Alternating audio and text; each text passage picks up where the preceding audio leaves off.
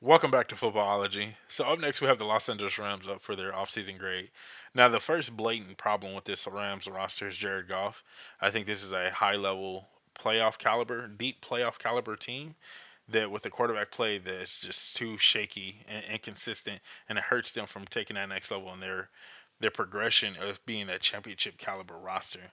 And so Jared Goff offensively I think is the one thing that hinders them, even though they had some injuries. If Jared Goff play was a lot better than what it was. Even though he threw, like it's on the screen right now, it says 3,900 yards, but 20 touchdowns to 13 interceptions. We can't get jiggy with that. 24 total touchdowns to 13 interceptions, and it doesn't really show his fumbles. But that's all you're getting me from the quarterback position, and I'm paying you like everybody else that's up there in those high level, and that's why paying quarterbacks are so frustrating to me because if I'm gonna pay you like that, I need some big numbers out of you, like different story for a different day. But everything else on the offense side of the ball for the Rams, I like. And like I said, even with the injuries, you can still make a case for this team being really strong and really stout. And then we flip it to the defense side of the ball. Realistically, it's about two players, Aaron Donald and Jalen Ramsey. Everybody else just kind of fill their roles and do their job and not mess it up. But getting Leonard Floyd definitely showed that that was really what they were needing, the other pass rusher. And they had that same level of success with Dante Fowler. And I've said this in past videos. Sometimes teams goes out and sign guys for a year or two just to see if that's something that they need to either address in the draft or resign that player or whatever the case may be. But it gives you a sample size of what that position is needing to do and what you're looking for in that position. So again, Dante Fowler gave them opportunity to realize that they getting a guy like Leonard Floyd definitely gives them the opportunity to get that other pass rusher out there. And Leonard Floyd was solid for them. With 10.5 sacks, yeah, you can't ask for much more from your other guy, from the other guy. You know what I mean? So defensively, it's about two guys, but they do such a good job defensively as a team. They work as a unit. Even though they got two big megastars on their defense, they work as a strong unit and they get the job done. Now, when you fast forward to the free agency period, and as you guys see, according to this, just signed free agents, they've only signed three guys, Deshaun Jackson being one of them. And then obviously they had the big blockbuster trade with Jared Goff and Matthew Stafford. Now, adding Matthew Stafford to this roster definitely excites me.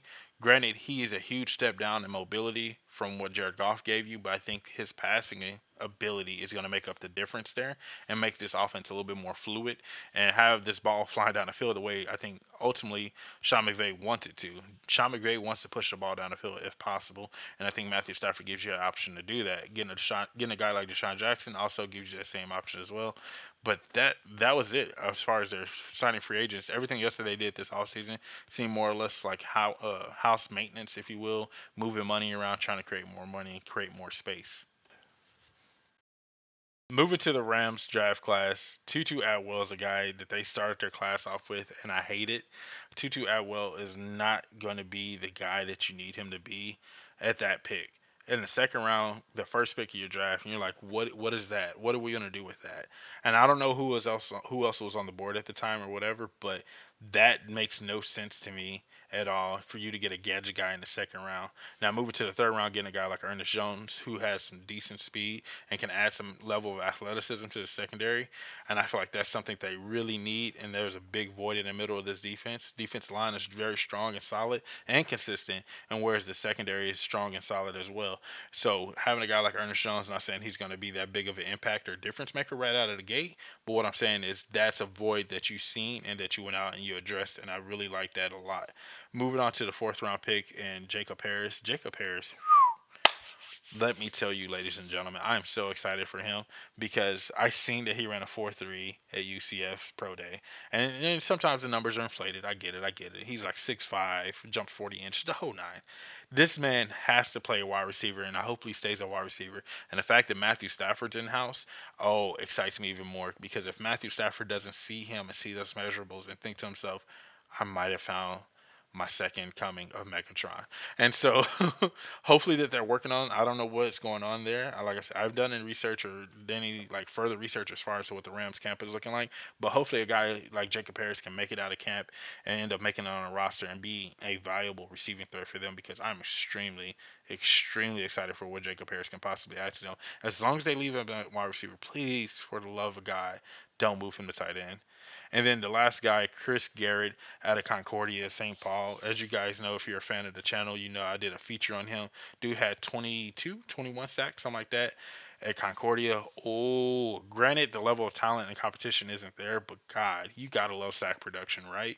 You gotta have some level of appreciation for sack production, and that's all he had while he was in college. So hopefully he makes the roster once again. We'll get to see in preseason. This is why a fan like myself, I get excited for preseason because I get to see a guy like Jacob Harris. I get to see a guy like Chris Garrett possibly perform at a high level. And unfortunately, Cam Akers is out and messed up his Achilles. So maybe Jake Funk is what I'm hearing from a lot of my Rams fans and everyone else around me. So maybe that's the thing. I don't know. I don't know. Let me know what you think, Rams fan, in the comment section below. Is Funk somebody that you're hanging your hat on, or you want the Rams to go out and get somebody else? With that being said, I got to go with the D for the Rams offseason grade because of the fact that they didn't get better. You exchange quarterbacks and your quarterback mobility went down, your quarterback age went up, and you got an older quarterback with less mobility who has a better passing ability or passing traits, if you will. But can Matthew Stafford stay healthy for the full season? I actually had a Rams fan reach out to me and tell me that like I don't like it because I'm not sure if Matthew Stafford's going to give me a full season. And so I get it from that perspective. It looks good on paper, but is it going to be successful, especially in a 17 game season now? And then also look at the draft class. Your first pick was Tutu Atwell, and that just didn't sit right with me. You didn't get better there. Free agency wise, I know their money's funny, and so in free agency, I get that they didn't spend a lot of money or they couldn't make a lot of things happen because they're paying a lot of money to a lot of players.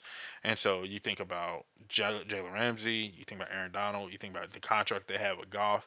They got a lot of money tied up into very minimum players. And so I get that they didn't do a lot in free agency, and I'm not penalizing them for that because sometimes you don't do a lot of work in free agency.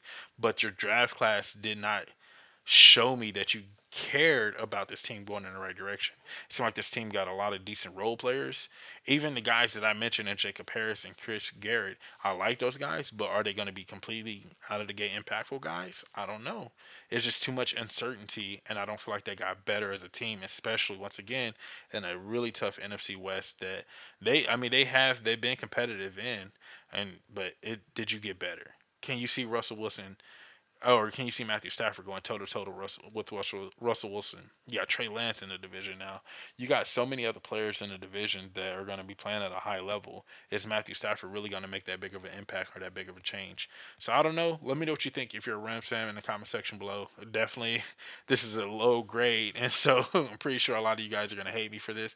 But let me know what you think in the comment section below. And then you feel like the Rams deserve a higher grade, and if there's a transaction that I didn't get enough credit to, that you're understanding why they did it and why that transaction makes more sense. So just let me know in the comment section below. I'm gonna be definitely looking out for you guys on that.